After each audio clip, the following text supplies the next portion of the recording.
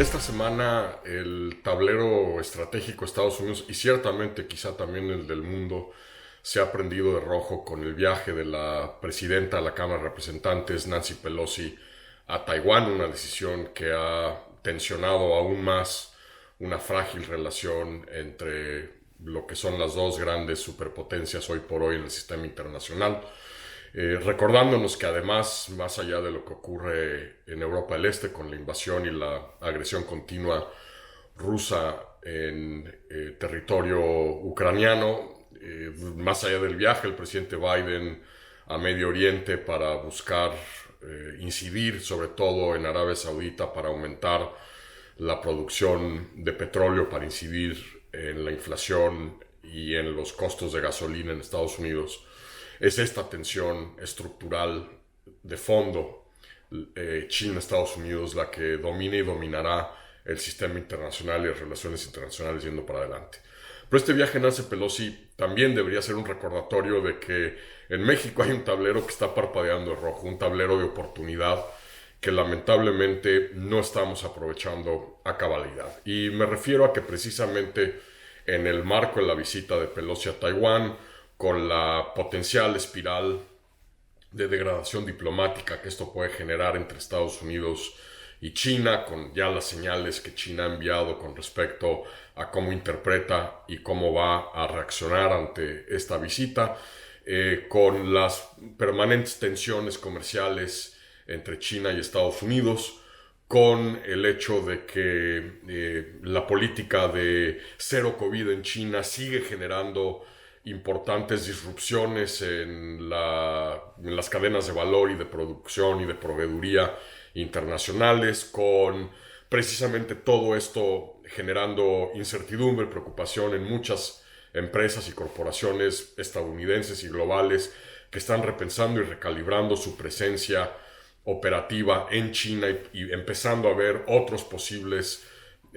mercados y geografías para reubicar inversiones y líneas de producción, con la disrupción que persiste en las cadenas de proveeduría globales, con los estímulos que esta semana se aprobaron en Estados Unidos para, sobre todo, impulsar la economía digital, la producción de vehículos eléctricos, que además, importantísima noticia para México, a diferencia de la propuesta original que privilegiaba la producción y los incentivos en Estados Unidos, ahora ya incluye a los dos socios norteamericanos de Estados Unidos, Canadá y México,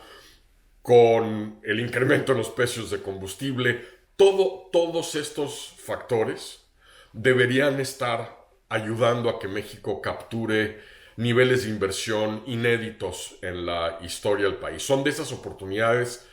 no solo económicas y comerciales, sino estratégicas, que le llegan a un país como México una vez cada generación. La tuvimos en los 90 cuando México, Estados Unidos y Canadá decidieron sentarse a negociar el Telecan, y la tenemos ahora con la renegociación del TEMEC y con todo esto que está ocurriendo, primero en la relación entre China y Estados Unidos y segundo en los patrones de la economía global y del comercio global.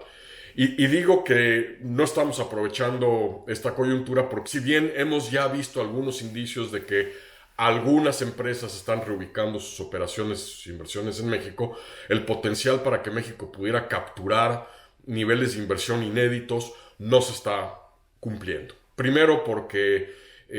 parece que en México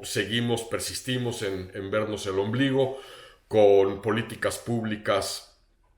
que han desalentado, ahuyentado, pasmado la inversión, tal y como lo reflejó el informe divulgado esta semana por el Departamento de Estado de Estados Unidos sobre el clima de inversión mundial. El capítulo sobre México lo deja meridianamente claro, que toda una serie de políticas públicas en México están ahuyentando y desalentando la inversión en nuestro país, amén de otros factores como la inseguridad pública, etcétera, que pues no han variado demasiado en los últimos años.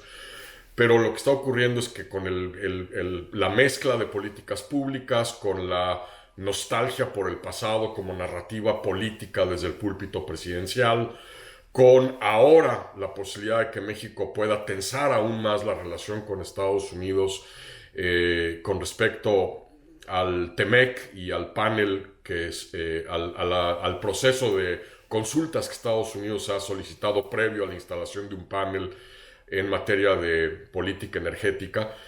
México parece estar un poco perdido en el tablero internacional en cómo poder realmente capitalizar lo que está ocurriendo en la relación entre China y Estados Unidos y lo que está ocurriendo en los flujos de capital, de inversiones y cómo se están